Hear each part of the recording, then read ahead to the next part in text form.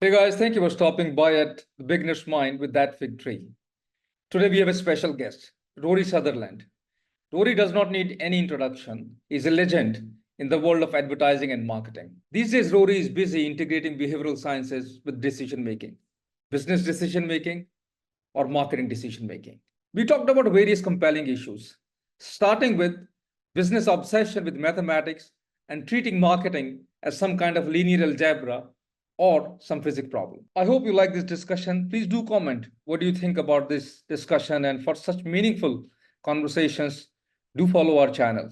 What's so important about this, I think, is that in discussions, in intellectual discussions about business decision making, people are really, really happy if you can pretend it's a high school maths question with a single right answer, with no ambiguity. And what they do is they make assumptions about the data they need up to the point where it's a high school maths question.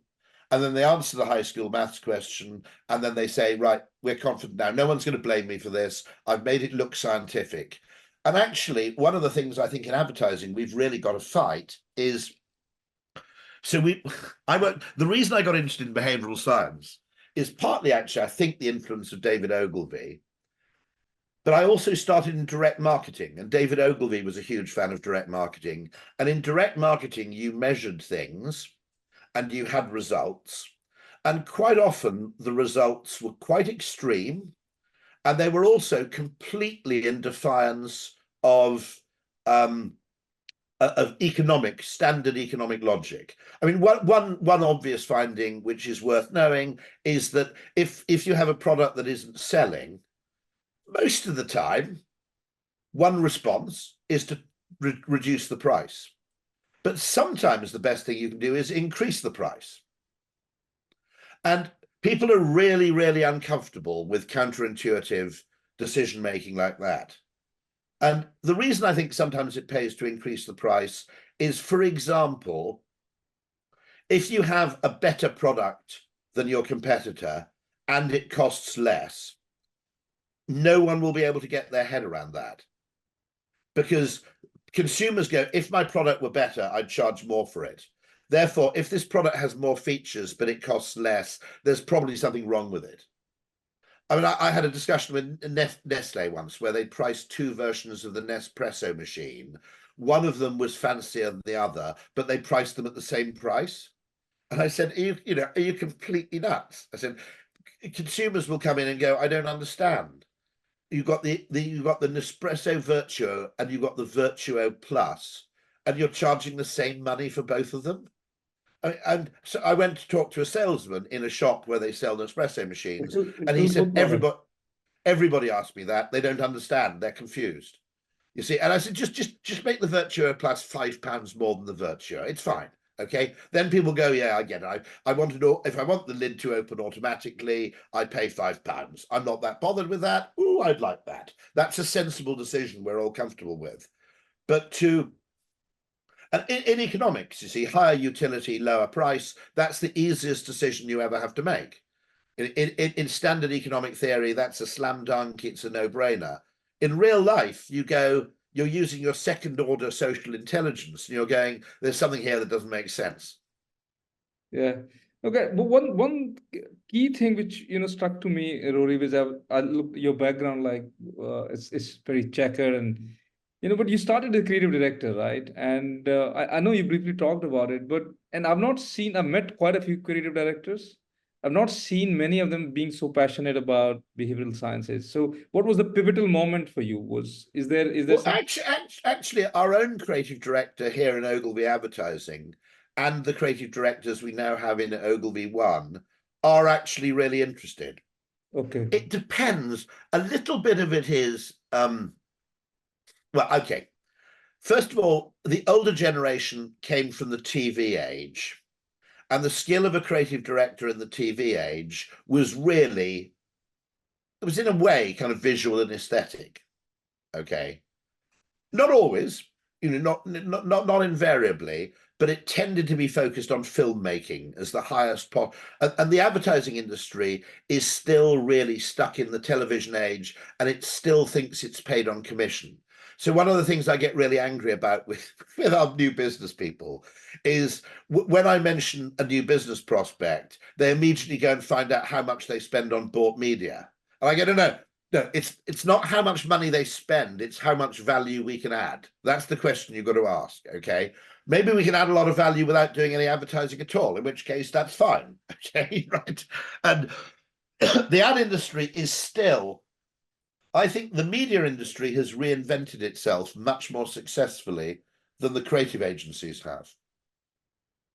Doesn't surprise me because the media industry had more entrepreneurial people in it than the creative industries did. They were genuinely, better deal makers. You'd expect it. I mean, it was their job. Sure. That's what they have. Yeah, but actually, to be honest, the creative part of the business was a slightly deferential service business, which was obsessed with looking after clients and keeping them happy. It didn't have quite the same business teeth that the media industry had, for example. I think that's interesting because I think, in a sense, the creative industries lost, they had very, very good, the creative part of the agency, when they separated media and creative, which was a decision that made no sense to me whatsoever, but when they separated out the media agencies from the creative agencies, the creative agencies kind of specialized in what you might call customer service and retention, and the acquisition deal making skills went with the media agencies. Media guys, yeah. Yeah. Mm. Yeah. No, is it like consciously, I think I don't know, I'm not trying to get very micro, but I'm just trying to understand, as I said, that we have I'm a bit unusual in that I did maths for A level, for example. My brother's an astrophysicist. Quite a few people in my family were doctors or scientists of some kind. So I've always had that instinct that you should apply some scientific principles to what we do. For example, sometimes just recognizing recurring patterns might be a start, Yeah. But at the same time, what I'm not comfortable with is this business of let's just make something look like a science, which I think an awful lot of business decision making is. Let's pretend this is physics. Yeah. We'll pretend it's a physics problem. We'll solve it, and then we'll impose the answer on reality. Having made, economics itself as a discipline makes absurd assumptions about behavior in order to achieve mathematical neatness, to be honest. No, Yeah. I get it. Adam Smith didn't use a single equation. That's what's so interesting, is they have the father of the discipline who didn't use a single equation. And I think they had such an inferiority complex versus physics, or even engineering and certainly mathematics, that they effectively said, let's pretend this is like physics. And I genuinely don't, for multiple reasons. I think if you took any physicist, any really decent physicist, and you took them on a 1 week economics course, they go, this is quite interesting as an exercise, but as a predictive mechanism, it's useless. There's too many variables that you're discounting here. For example, it assumes really that humans have no social intelligence, that we're uninterested in what other people do. Whereas one of the biggest ideas in behavioral science is mimetic desire, which is that we actually desire things simply because other people do. Taylor Swift is obviously very talented, no one's denying that, but part of the popularity is a product of popularity.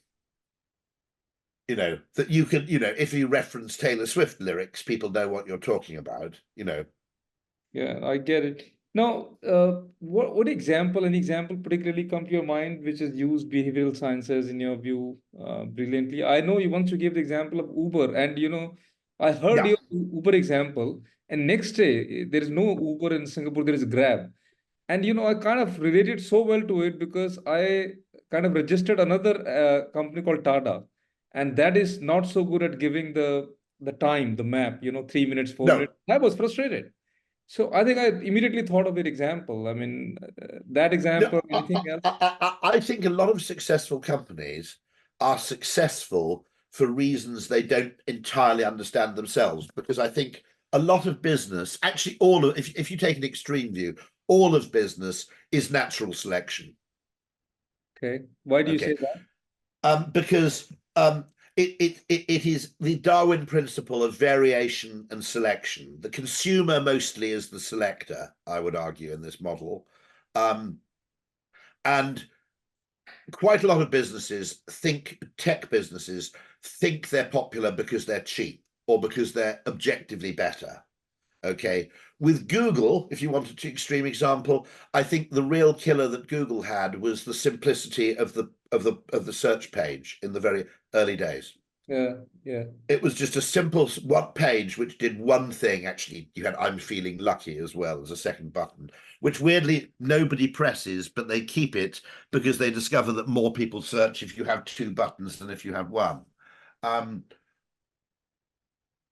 I would argue that Nespresso was a behavioral success story because people paid 70 pence for a cup of coffee because you weren't selling it in a jar, you were selling it one cup at a time. Oh, okay. And I think it's fair to say that people will pay 70 pence for a cup of coffee at home, but they won't pay 25 pounds for a jar of coffee. And that's because their frame of comparison with the single coffee is Starbucks, and Yeah. their frame of comparison with the jar is other jars. Okay. So Yeah. I think the first thing to do is to look at businesses and say, you know, you're a surviving business. You seem reasonably popular. Part of your success may be attributable to some slightly unusual factors. This is also true about marketing, that marketing gets far too little credit. Once a company becomes successful, the accountants take over and they go, it's our superior supply chain management. It's our, it's our cost cutting. The accountants claim all the credit for what you might call cost reduction. But the original success of the business was probably down to better marketing.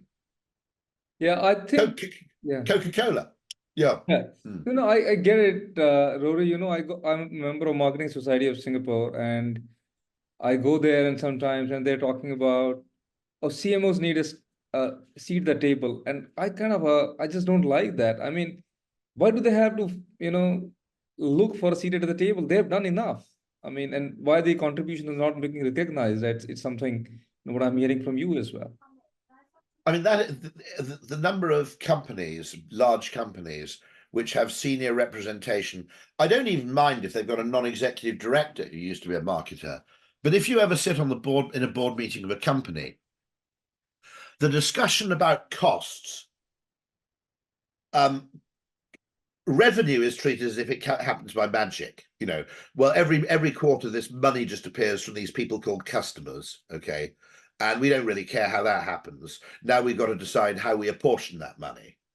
And so the discussion, the focus on cost cutting and cost allocation and things like that outweighs any discussion of kind of revenue growth by about 5 to 1. It's ridiculous. And by the way, what's really bothering me, okay, I worked in direct marketing, and the great thing about direct marketing is that you can measure, you can test, you can evaluate, compare, quantify, etc. It's great because you often learn things that you never would have believed if you just made them as an assertion, right? It's really valuable. There's a problem with working in direct marketing, which is that direct marketing clients won't let you do anything that you can't measure. And as a consequence, for example, let's just say you said, I think we have these 5,000 very valuable customers who are unbelievably valuable to us. They seem to have an extraordinary loyalty to the brand. I think we should send them a Christmas card. Okay, right? Now, the direct marketing client will go, I'm not allowed to do that because I'm a direct marketing client and I'm only allowed to do things where you can prove the quantification, the ROI. Now, you could prove the ROI of a Christmas card, but it would probably take you 20 years, okay? 20 years later, you would see the effect on customer retention, and you can say, that Christmas card actually made us $2 million, right? But they're not interested in 20 years' time. They're interested in 3 months' time. So what do? They focus on the bottom of the funnel. They neglect long-term brand building because it's slower to prove. And they also neglect, I think, customer service. because it's much easier to prove the value of an acquisition. Improving your website's conversion rate is an instant win. Yeah, Okay. Whereas improving your customer retention is a really boring win, because it might be 3 times more valuable, but the fact is you've moved on to a different job by the time anybody gets the credit for it. true. I've seen this very repeatedly in our cases as well, where we have large customer base and, we're looking for the next big thing rather than, retaining the large customers and keeping them happy. And at the end of the day, we have kind of made a lot of compromises, ended up losing them. So it's a cycle we get into. We lose them, then we find new, we keep them, we lose them. That's how it keeps And happening. you actually, and then the other thing that nobody does is they think, actually what you need then is you probably have more ex-customers than you have current customers. And the real discussion you need to have then is, okay, let's have a win-back program. But actually, weirdly, those don't get that much attention either, even though they would be quite quick to prove the value of, I think. That's true. Rory, I think we touched on this before we started recording. The principles of behavioral science, look, got interested in them a year ago only after joining that victory, and I talked to the history of that victory as well. Now, they've been here for donkey years, right? And they're intuitive, Yeah. but why they haven't been picked up, and why they're not kind of being used and talked so much again. We're starting weirdly. Funnily enough, the places where I do see them succeeding, seriously, so places where I do see behavioral science was kind of an Israeli-American project, although in its defense, there have been a few French people who earlier on who were probably ignored because they were French and probably didn't speak English. Okay. And there were also a few Brits. There's a guy at the University of Essex. They're called Graham Toombs, and there's a guy called Toombs at the University of Essex, a British guy, who has a theory that a lot of human behavior can be described as regret minimization. It's not optimization, it's regret minimization, Yeah. which is actually a really interesting, simple theory, which, to be honest, I use a lot. Because the other thing I say about marketing is you're always about adding positives, and you need to spend much more time in marketing removing negatives. Okay. Removing friction, removing reasons not to buy, whatever it may be. Yeah. And actually, we spend all our time going, it's brilliant. And what we need to do is actually a degree of, you can be absolutely sure it's not. I always argue that McDonald's is the most successful restaurant in the world because people know it's absolutely reliably non-shit. Okay, it's not a fantastic culinary experience. It's pretty good. But the loos are always clean. You always get served reasonably quickly. The food's pretty tasty and exactly as you expected it to be. Okay, and you never get diarrhea. Okay, right? Yeah. Now, I've had diarrhea from Michelin-star restaurants far more often than I've never had diarrhea from McDonald's, and I've been to McDonald's a lot more often than I've been to Michelin-starred restaurants. And that sort of thing is, I think, that's one of the reasons I always argue that consumers prefer brands. It's not, and now this was a conversation with between David Ogilvy and a guy called Joel Rafelson back in the 1960s. Joel Rafelson said, David, he said, I don't think people buy brands because they think they're better. I think they buy brands because they're more confident that they're good. Yeah. And I think that was actually that was a conversation with David Ogilvy. I think it was one of the most profound sentences in behavioral science spoken in the 20th century. And David agreed with him by and large, because David was really interested in this stuff. And I think I mean, I love the interplay between behavioral science and direct marketing, because direct marketing is the proof point of behavioral science. The interplay between, and a lot of behavioral science, I guess. a lot of behavioral science experiments were performed on like 45 graduate students, whereas direct marketing is 50,000 people will send a mail pack. You know, it's much more statistically robust and much more replicable. Rory, is there anything which comes to your mind, let's say, if it's not confidential, your own particular campaign, or where, you know, you kind of made behavioral science very central to? Well, okay, let me talk about current work, right? So one of the things I look at is Nassim Taleb, a friend of mine, wrote a book called Anti-Fragile about the hidden asymmetries in everyday. It's an amazing book. Amazing book. Yeah. I agree with you. Now, by the way, I was going to say the UK, the Scandinavian countries are really into behavioral science, relatively, and so is India. In India, there are a lot of people in India, but behavioral science is kind of a bit of a rock star thing in India, I notice. It's absolutely perfectly suited to Indian culture, which has a very high tolerance of ambiguity. It's very ambiguity and pain as well, and pain. And pain. I have a friend who always teases me by saying that Indians have a better mindset than Westerners because Westerners are monotheistic. They're looking for one God to explain everything. And that makes them monotheistic, that they're looking for one theory to explain everything. And he said, as Indians, we don't have this problem. He said, my mum goes to a temple every week, and on the altar of the temple, there's an elephant, a monkey, and Jesus. And there's no problem with that. Absolutely no problem, right? Okay. Yeah. I mean, funnily enough, Indian and British culture are both quite high on ambiguity tolerance. They're higher than American culture or German culture, for example. I suspect that's true of Scandinavians as well, that they're actually quite happy to be ambiguous. And I think that is a mental characteristic that I think makes behavioral science take off. But the hidden asymmetries thing, I made the point that there's a problem with electric cars. I don't know why you have a problem with electric cars in Singapore, because you don't drive very far. But anyway, the whole problem is believed to be range anxiety.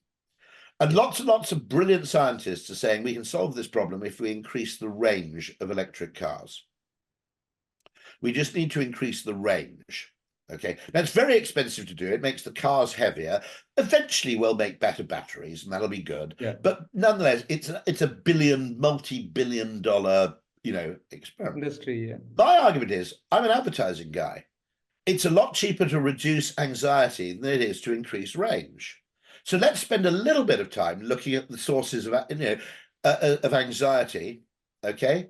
Why are people anxious? Well, it's not really range anxiety, because people in a petrol car with 50 miles of range drive around without any state of panic. It's infrastructure anxiety. It's, will I be stranded and not able to charge? Now, I actually bought my wife and I both have electric cars. We've had electric cars the whole time. Which one is it? I've got the Mustang Mach-E, and my wife's got the Mini, the electric Mini Cooper. Well, you don't have Tesla. You're disappointing me, Rory. No. Well, I wanted a bit of Detroit in my car. Okay. Tesla's a bit too Silicon Valley for me as a car. Okay. I wanted a little bit of, but actually, once you have charging at home, range anxiety range is never a problem, almost never. Okay. And if you don't have charging at home, because for a year I didn't, it's trivial. It's a trivial problem. Okay, it's just not that important. Okay, and then it occurred to me, why is it then that people are so unconfident of being able to charge? And then I worked something out, which was that petrol stations were all located in the era before there was sat-nav. So in order to sell petrol, you had to be on a really, really busy road, and you had to be really, really visible to lots and lots of people. Because if you weren't really visible, you didn't sell any petrol, and so you were no longer a petrol station. So like peacocks, petrol stations have evolved to be visible. The whole assumption that underpinned the electric car charger was, forget about visibility. People will find us using their sat-nav. Okay? And therefore, we don't want to put them on expensive real estate in a busy road with a lot of signage. We'll just put them round the back of an industrial estate where nobody can see them. And in fact, my local supermarket, Sainsbury's, had 450 kilowatt chargers. It might be 6, actually. Okay. And for 6 months, I didn't know because they put them round the back. Oh, Now, if you ask me to name all the petrol stations within 10 miles of where I live, I can sit down and I can jot them down. There may be a couple of other ones I've never seen, but you know, I can jot down loads of them. Most people driving non-electric cars and thinking about buying electric cars, and most people buying who own electric cars don't see 90% of the electric car chargers that exist. Okay, whereas they see, you know, 90% of the petrol stations that exist. And so it's an asymmetry of perception. And so what you need to do then is to solve the problem of perception, which is, for one thing, you might talk to Google Android Auto, you might talk to Apple CarPlay and say, we need systems that actually make electric car chargers really visible on Google Maps. okay. Or when I park in my supermarket, it should say, by the way, you may not know, but there are 4 electric car chargers around the corner. If I stop somewhere near an electric car charger, it should prompt me and say, by the way, if you're stopping to go here, there in a multi-story car park, it should say, by the way, there are electric car chargers on the 5th floor. And I should be continually informed. Or alternatively, you just say, we've gone too far in this expectation that people will seek out and find electric car chargers. What we need to do is make them visible again. So maybe what we need to solve range anxiety isn't lithium, it's neon, you know, flashing lights and, you know, and a bit of visibility. Yeah, change the game a bit. I think I want to get down to a little bit of business. You know, obviously you're being in the C-suite oversight to the business. What is the problem? The clients don't want to pay for this behavioral science expertise, and have you seen that? I mean, or you have any view on that? When you get a client who's a convert, well, first of all, the first observation is that clients are really, really weird. Okay, Well, they because are. the clients are really weird because I don't fully understand what they're trying to do in many cases. Because we had a case with British Airways. One of the first things we ever did when we started the behavioral science practice, and we had a case with British Airways, and we basically said your choice architecture is wrong. Your website is designed in a way that no ordinary consumer who's paying for the flight themselves is ever going to book a premium economy or a business class flight, because they search for an economy class flight first. They get into the economy class mindset, they book an economy flight. When someone asks for an economy flight, you need to quote them the premium economy and the business class difference, so they can make a comparison. Because whether we choose premium economy, it's a kind of comparative mentality, isn't it? If you're flying to London, okay, on your own money, I don't know, you might go on business class, but if premium economy was sort of, if it was £700 for economy and £900 for premium economy, you'd probably go premium economy. But if it was £300 for economy and £900 for premium economy, you go, yeah, you know, okay. It's not an absolute decision. Yeah. And so we helped them. It cost them £25,000. We helped them change their website so this happened. It made them £10 million a year, every year thereafter, in incremental, high margin premium revenue. Simply that change. And this was about the 3rd project we've been involved in. And I thought, okay, this is it. We're made now. They're going to come back next week and they're going to go, here's another £50,000. Can you do that again? They never came back. I mean, genuinely.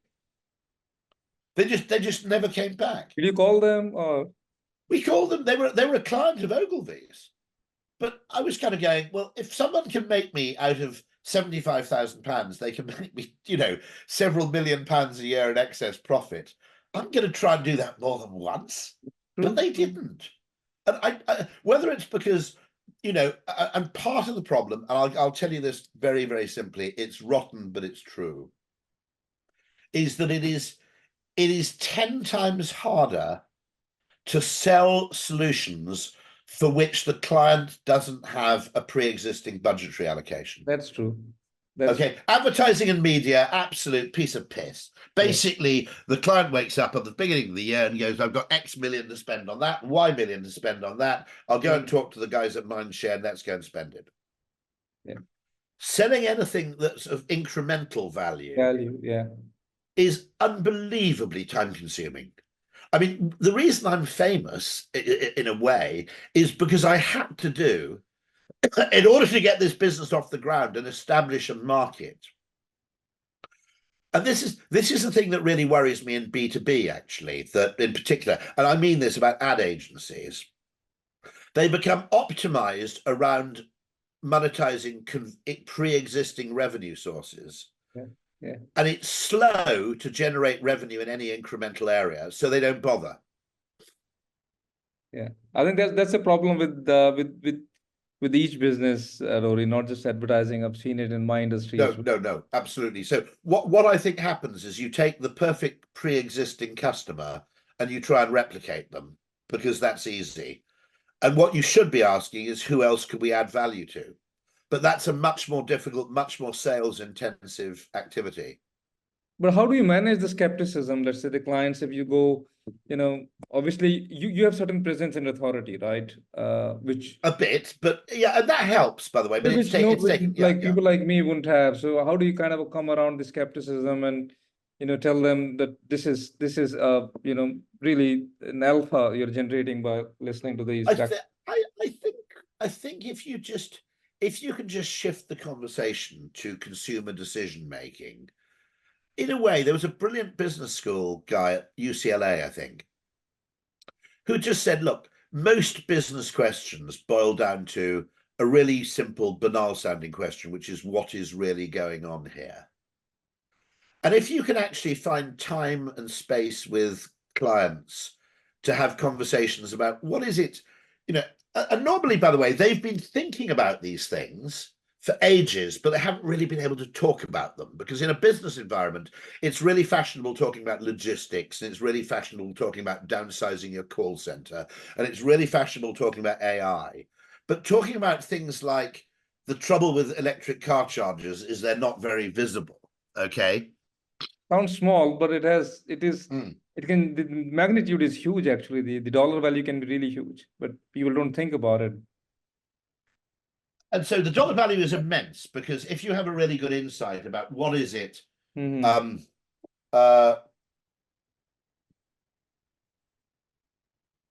what is it that effectively makes it possible for, I mean, why do I go to one supermarket rather than another? And it's such a weird mixture of location and everything else. Okay. That that effectively but it's really worth understanding because there's a famous case which I don't know why, but I talked about it and it went viral within Unilever apparently, which is all the things that the data doesn't cover. And so we have this shop that closes down in Tunbridge Wells, okay, branch of John Lewis. You might have seen me talk about this. And I said, well, it went back. They couldn't make it work. They had to close it down. What was wrong with it? Well, their conclusion would be it's something wrong with the demography of Tunbridge Wells, or we can't make a John Lewis work in a town with a population of only 120,000 people or whatever. Okay. They'll come to all these conclusions based on available data. But what was really going on was that the car park was in the wrong place, the entrance was in the wrong place, the sign was in the wrong place, and they gave it the wrong name. Okay. And it's and so if you have conversations about about what's happening in business and you don't factor in human behavior because it's messy and weird, you come to stupid conclusions. Yeah. I mean, actually, the problem with that place was nothing to do with the fact it was in Tunbridge Wells. It was partly they called it John Lewis at home. Now, most people seeing the words at home, okay, most people seeing the words at home effectively think furniture. And 95% of people aren't in market for furniture at any given time, so they don't go to the shop. Yeah, yeah, Actually, it was a full-blown department store, but you only discovered that if you went there. It was really, really extraordinary. Because I'm a bloke, I'm not that interested in buying furniture. And then when I eventually went to the store, I discovered they sold computers. Well, I said, I know you sell computers and flat screen TVs. I would have been coming here every month, you see? yeah, yeah. No, I get And the point. Rory, and just so one what's thing. happening? And one of the things that's least well understood, which I think causes a lot of businesses to make dumb decisions, is the fact that the adoption of new technologies follows a sigmoid curve. Yeah, I think Google Glass was actually a brilliant product and they quit too soon because they expected it to take off instantaneously. Okay. But actually, if you look at it, the iPhone didn't take off instantaneously, right? yeah. The iPhone was a sigmoid curve. It was quite a steep one, but it still had this period where the market goes, ooh, I don't really know. Yeah. Culture. I think this is a question from our cultural anthropologist that the techniques, the behavioral sciences techniques, are they equally applicable to West and East, or have you thought about it, Rory? That's an interesting one because there are some behavioral biases which vary across cultures, undoubtedly. There are some optical illusions, which, by the way, there are optical illusions which don't work on African tribes people because they've grown up in a world where everything's round.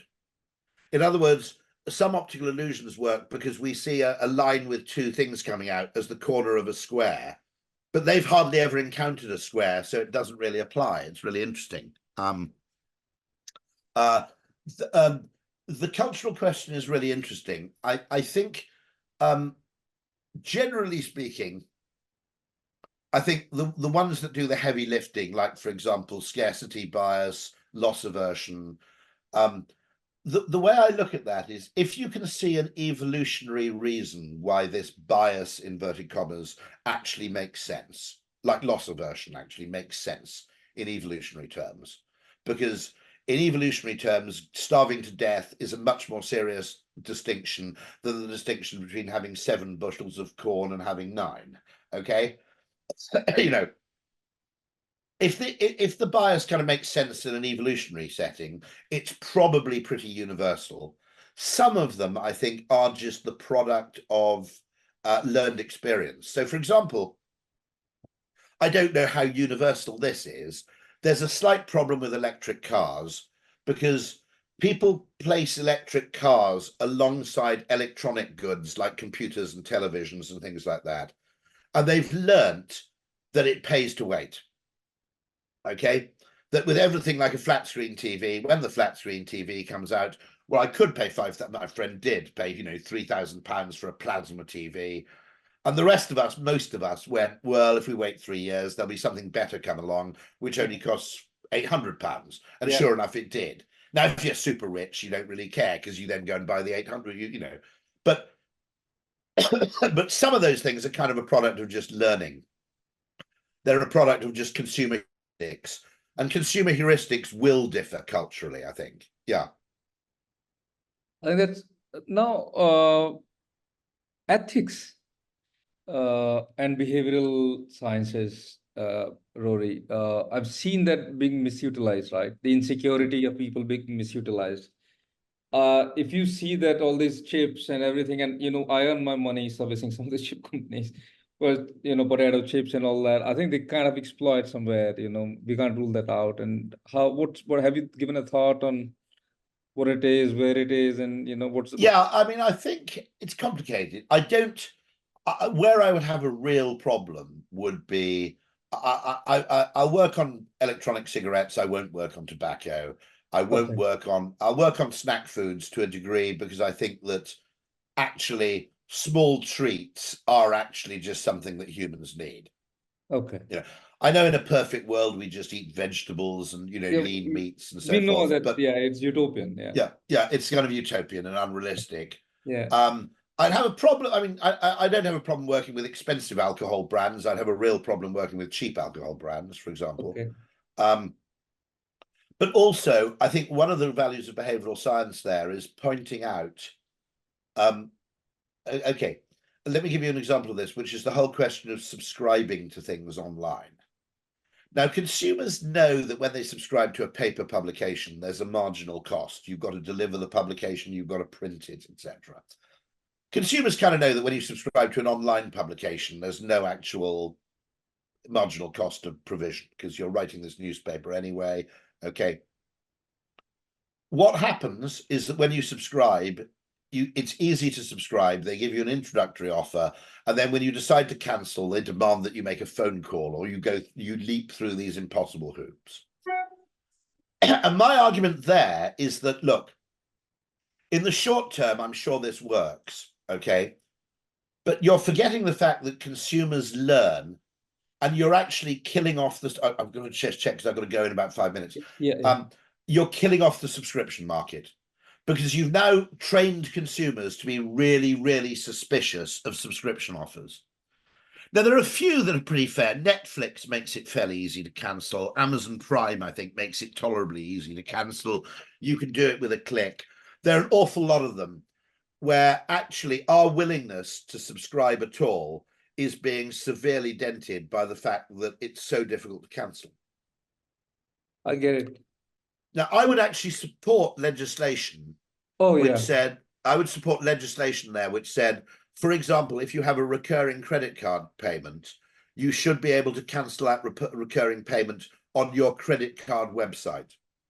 With a bank, you can. If you've got a direct debit in a bank, you can just cancel the direct debit, okay? And then it's their problem if you owe them any money. They have to write to you or email you. With a recurring credit card payment, there's actually no way of cancelling it except by going back to the original business. That's not fair. Okay, so no, I'll be honest with you. If I wanted a second career, I'd actually go into consumer protection.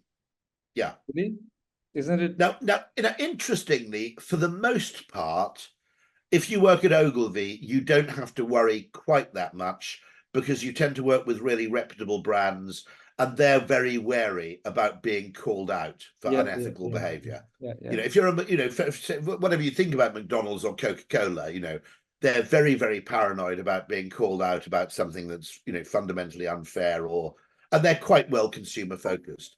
I think in areas like certain parts of financial services, I think it's a huge problem. I think last questions, because I think you probably have to go. No problem. I had a lot of list questions, but anyway, I think it's really gone great. ChatGPT, what is like? Where is your mind with these now? ChatGPT, then there is a Lambda. There is, you know, it's going to become a norm, and you know, where is your mind with these things in behavioral science? And you know, here's my principal worry. In the short to medium term, it's not that they acquire super intelligence and take over the world. My fear is that they're actually not very good, but companies adopt them because they're cheap. And I said earlier that customer service is always underinvested in by almost everybody. I only know about 2 companies. I've only come across 2 or 3 companies where I think, gosh, you're really a few luxury hotels. You might say, gosh, you're really over-investing in service here. But the vast majority of companies, because it's so difficult to prove the value of it, or because it's slow to prove the value of it, underinvest in serving in just basic customer service. You know, and there are opportunities there to make the consumer feel special and to turn the consumer into a bit of an advocate, which they're missing because it's hard to prove. And so my fear is that what will happen is that AI chatbots will come along and people won't go, actually, they're not good enough. They'll go, well, they're not really good enough. But on the other hand, we can downsize our call center costs by 90% by forcing everybody to use an AI chatbot. So we're going to do it anyway. I think one question I can ask you, and then maybe all time. You have time for one more question? Yeah, absolutely. That's right. Yeah. I think the question is on advertising, the future. You know, it doesn't feel that great to me as it used. No, it doesn't. I used to feel 15 years ago. You know, I I agree agree with upon you. loving some. I saw some work with Vaseline where they talked about skin donation and all that, which was really meaningful, purposeful. But you know, it's not that great. It pains me, you know, because I love that industry so much. Where are you? I'm exactly the same with my levels of pessimism too. I'm fundamentally worried because I think the creative agencies in particular have become over-optimized on doing one thing, and we haven't. What we need to do is very simple. We sell something which is kind of consumer insight, behavioral insight, you know, which is potentially enormously valuable, but we don't know how to sell it except when it's attached to an ad.